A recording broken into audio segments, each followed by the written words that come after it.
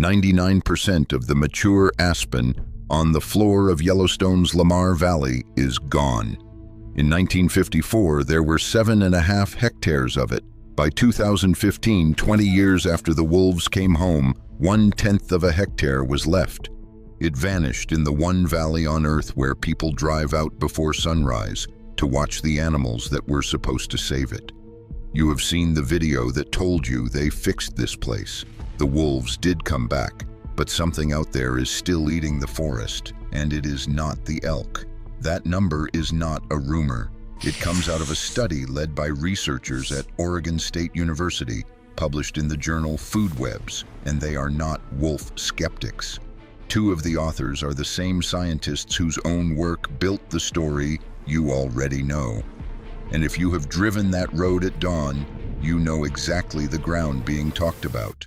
Pullouts full of tripods, thermoses on the hoods, everybody glassing the same tree line. This is the most watched piece of wolf country on the planet, and the forest on it has been quietly falling over the whole time, which should be impossible because the story, almost everyone knows, says the exact opposite happened.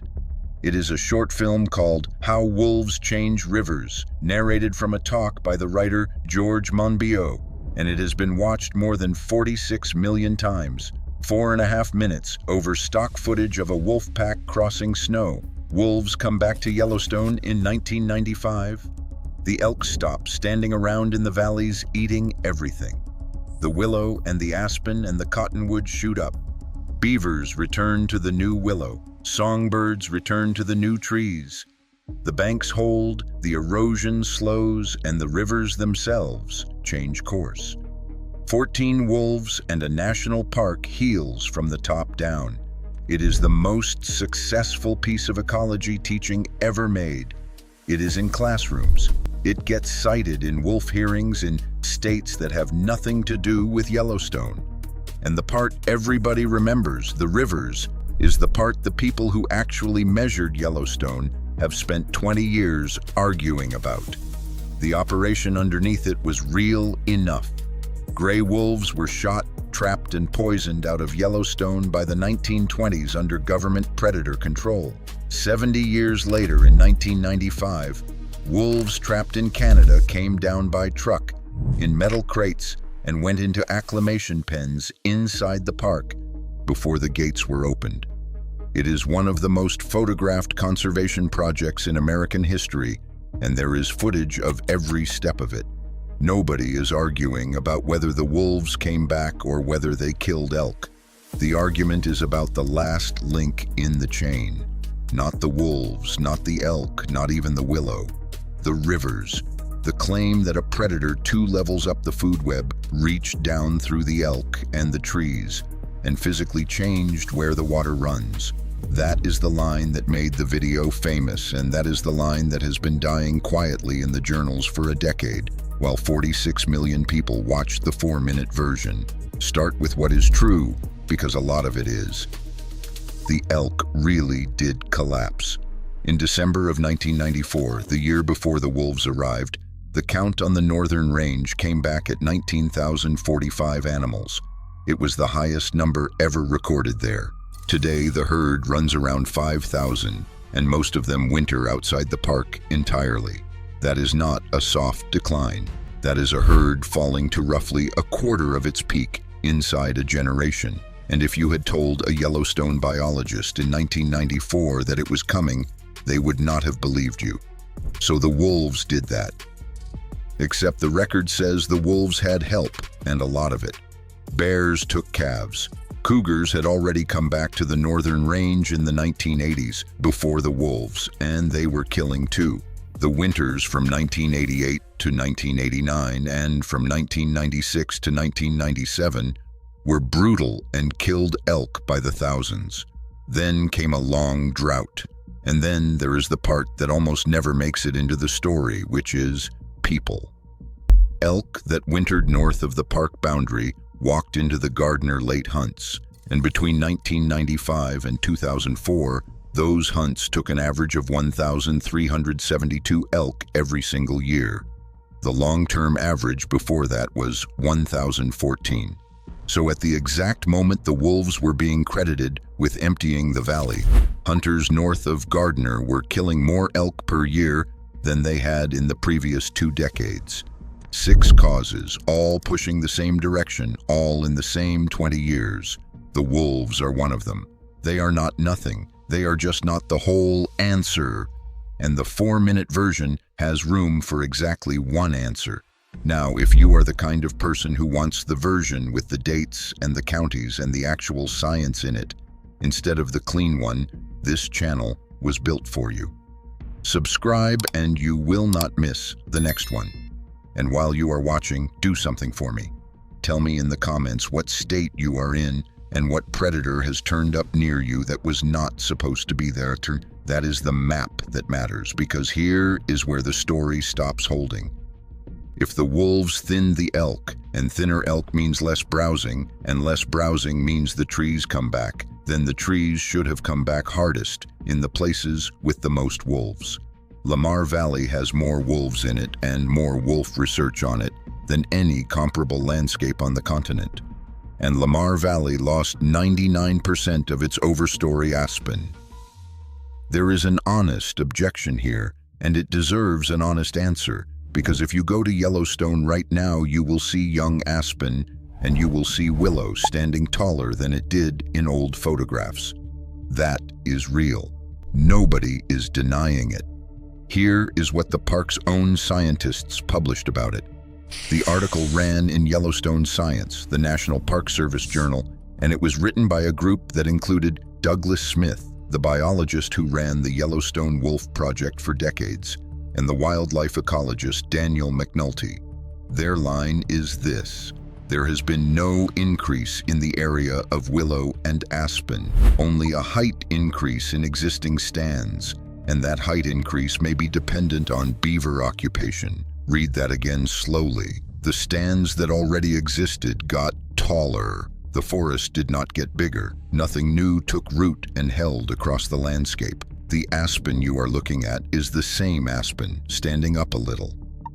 So something is still holding it down. And in 2020, the Oregon State team went looking for what? They found it standing in the middle of the Lamar Valley, where it has been in the frame of nearly every photograph anyone has taken there for the last 15 years. Bison. In 1968, when the National Park Service stopped culling animals on the northern range, there were about 4,000 elk and about 100 bison. Within 2 decades, the elk had gone to 20,000. And then the wolves came, and the elk fell, and everyone watched the elk. Meanwhile, the bison went from 100 animals to a historic high of about 4,000. That is a 40-fold increase in the herd. Nobody was writing papers about. Bison do not just eat. They wallow, they trample, they rub their horns and their bodies against tree bark until the bark is gone. The Oregon State study put a number on the difference. In the Lamar Valley, foraging by bison exerts 10 times the environmental pressure of elk. 10 times. And for 20 years, while every scope on that road stayed pointed at the wolves and the elk, that pressure was building in the open with almost nobody counting it. And before anyone takes the wrong lesson out of that, the bison are not villains here. The Yellowstone herd is one of the great conservation recoveries in North America. In 1901, after decades of poaching inside a park that was supposed to protect them, there were 22 bison left in Yellowstone. 22 animals out of a continental population once estimated at 30 million. The herd standing in the Lamar Valley today is one of the only bison herds left anywhere that has not been hybridized with cattle.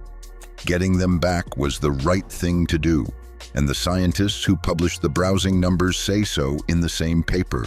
But a recovered herd is still a herd, and 4,000 of anything on a valley floor leaves a mark. Bison trails cut across the Lamar in every direction. There are wallows. There is scat.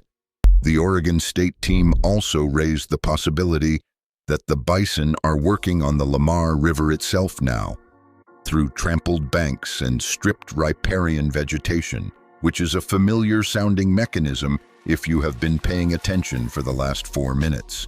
That was the hypothesis in 2020. It was a good one, and it had a hole in it. And the hole is the whole reason this took another 6 years to settle. Because bison are grazers. That is the traditional view of the animal, stated as much in the 2026 study itself, and it is mostly right. Bison eat grass. Elk are the browsers, the ones that strip woody shoots. And you cannot convict an animal of eating the willow just because it is standing next to the willow. You need to know whose mouth was actually on the plant. In March of 2026, a research team published exactly that, and the method is the strangest piece of wildlife forensics you will read this year. They went out into northern Yellowstone in winter and spring, and they collected browsed willow twigs. Not tracks, not scat, not camera footage. The twigs themselves, at the bite. Then they extracted and sequenced the mammal DNA left behind in the saliva on the cut. Every animal that closes its mouth on a stem leaves its own genetic code on the wound. It is a fingerprint at a crime scene, except the crime scene is a shrub and the fingerprint is spit. The results came back naming names: moose, deer, bighorn sheep, jackrabbit, elk, and bison at every single site, contributing the majority of the browsing bites. Bison were the most frequent browsers of willow in northern Yellowstone. Elk, the animal the entire trophic cascade story is built on, the animal the wolves actually hunt, showed up less often. Mule deer were beating elk on plenty of the samples. The published finding is that bison currently exert the strongest browsing pressure on these plant communities. So the browsing never left the willow. It changed species, and it changed to a species the wolves cannot touch. That is not a talking point. That is the assessment of the scientist whose research created the wolf story in the first place. William Ripple is one of the two names most associated with the Yellowstone trophic cascade. His papers with Robert Beshta are the primary literature underneath the video you watched. Here is what Ripple said on the record about the bison in his own university's press release. The rapid increase in bison numbers in recent years suggests the park's large carnivore guild may be incapable of controlling bison populations. And prey switching by wolves from elk to bison looks unlikely to provide a stabilizing effect on bison populations. The man who proved the wolves changed Yellowstone is telling you the wolves cannot fix what is happening in Yellowstone now, and it makes sense the second you think about the animal. A bull bison runs close to a ton. A wolf pack that will take on a healthy adult bison is taking a real chance of losing a wolf. They do it in Yellowstone more than most places, but nothing about it scales. There is no wolf population density that turns 4,000 bison into 2,000 bison the way it turned 20,000 elk into 5,000 elk. The predator came back. The prey it could actually control got replaced by prey it can't. Which raises the harder question. If the browsing pressure barely dropped, how did anyone measure a forest recovery at all? That is the fight that broke open this year, and it broke open twice. In February of 2026, a formal comment ran in the journal Global Ecology and Conservation.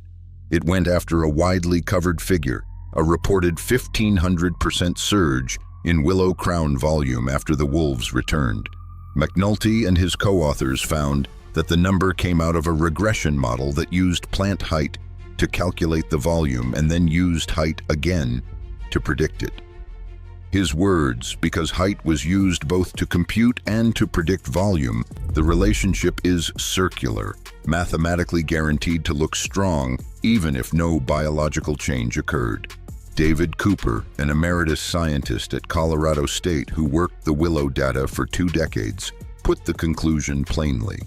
There is no evidence that predator recovery caused a large or system-wide increase in willow growth. 4 months later it happened again, this time over the aspen. A 2025 study had reported that aspen sapling density in Yellowstone had gone up 152-fold. That is the kind of figure that makes headlines, and it did. In June of 2026, McNulty's team published a correction in Forest Ecology and Management showing the baseline density in the dataset had been miscalculated. The real increase was 17.5-fold. And to their credit, the original authors acknowledged the error in their published reply. They argue the corrected number still shows a strong cascade.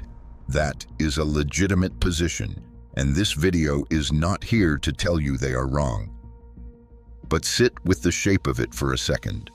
A number that shaped how a generation of people understand predators turned out to be off by nearly a factor of 9, and it took 30 years and a rival lab to catch.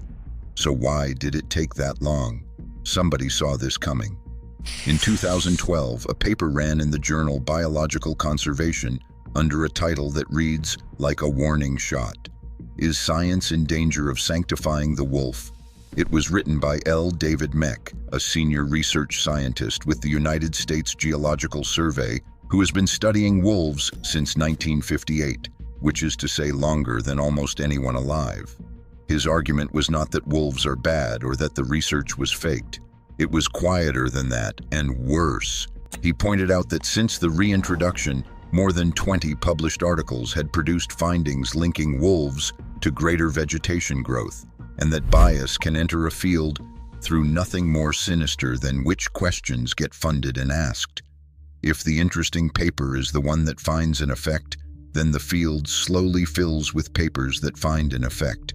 That was 14 years ago. He was writing about arithmetic that had not been checked yet, which leaves the rivers. And to get to the rivers, you have to go through the beaver, because in the 4-minute version, the beaver is the hinge. Wolves thin the elk, willow grows back. Beavers move into the willow, beaver dams slow the water, and the river settles down. Every link in that chain runs through an animal with orange teeth. Beavers did come back to Yellowstone's northern range. Park-wide surveys counted 44 active colonies in 1996 and 127 by 2007, and the trend kept climbing. That is a real recovery, and you can go stand at Slough Creek and look at it. Here is the part the 4-minute version leaves out. Between 1986 and 1999, 129 beavers from the Gallatin National Forest, just north of the park, were released into Yellowstone by hand, trapped, hauled, and let go. The first of those releases happened in 1986. The wolves did not arrive until 1995. So the animal that supposedly proves the wolves rebuilt the ecosystem had already been getting trucked in and dropped off for 9 years before the first wolf crate was opened.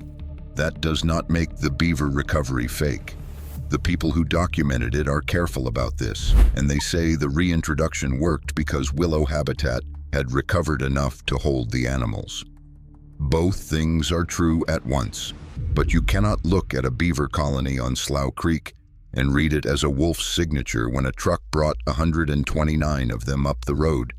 And the beavers matter for a reason that has nothing to do with credit, which brings us to the last piece, and the one that actually closes the case on the rivers.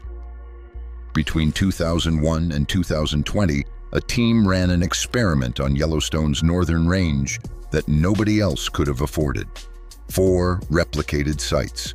They fenced willow plots to remove browsing entirely, and they built dams across the streams to raise the water table back to where it would have been when beavers ran those drainages. Then they crossed the two, so they had browsed and unbrowsed plots, dammed and undammed, and 20 years to watch. Fenced willow grew taller than browsed willow. Dammed willow grew taller than undammed. But the plots that actually cleared the 2-meter threshold, the height where a willow is finally out of reach and safe, were the plots that had both. No browsing and water, which means removing the elk was never going to be enough. When the wolves were gone and the elk ate the willow down, the willow stopped feeding the beavers, and the beavers left, and their dams blew out, and the streams cut down through their own beds and dropped the water table. That happened over about 70 years. It is written into the shape of the ground now. Bringing the wolves back does not raise a water table. The lead conclusion of that work is that predator restoration may not quickly repair the effects of predator removal, and the northern range now sits in a different stable state than the one it left. So go back to that road at dawn in the Lamar Valley. The wolves are out there. They are real. They are doing exactly what a wolf does. And they did drive the elk down alongside the drought and the winters and the hunters at Gardiner. That much of the story survived every audit, but the ground under those scopes has 1/10 of a hectare of mature aspen, where it used to have 7.5. The willow that is standing taller is standing on stands that were already there. The water table is still down where the beavers left it, and the animal doing most of the eating now is the one nobody points a camera at, standing in the open in the middle of the valley, on the other side of the road from the wolf watchers, in the frame of almost every photograph anyone has ever taken of that place. There is no predator on this continent that can bring 4,000 bison down. Not the wolves, not the bears, not the cougars. The whole story was built on a predator fixing the problem, and then the problem walked off and came back as an animal none of them can handle. So the next time your state gets into it over bringing something back, keep that valley in your head. Putting the animal back was the easy part. Finding out what it actually did took 30 years, 4 journals, and a mouthful of spit off a willow twig. Tell me what has shown up where you live. State and animal down in the comments. And if you want the one that started this channel, the animal spreading through the eastern woods that was not supposed to exist at all, that one is on screen now.